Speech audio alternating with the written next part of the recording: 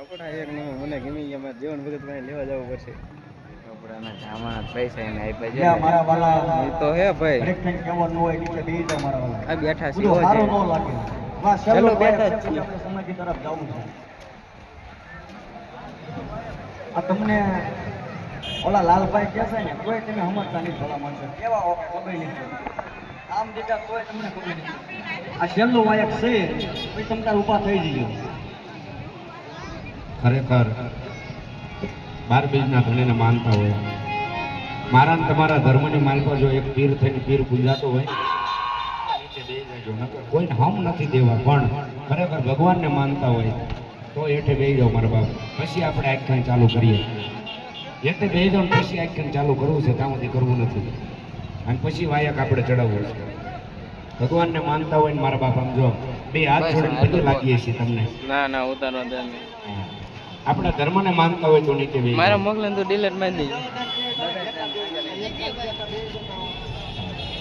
ખરેખર ભગવાનને માનતા હોય તો બધા હેઠે બેસી જાઓ.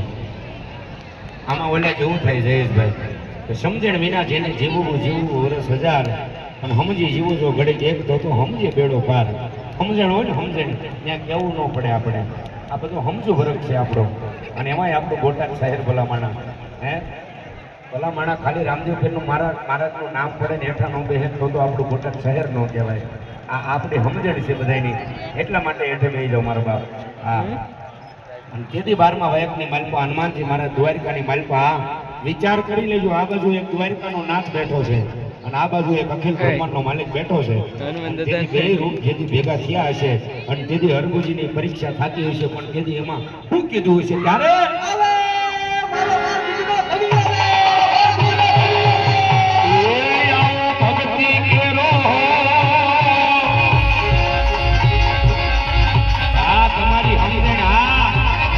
એકવાર કહેવાનું હોય, વારંવાર કહેવાનું હોય.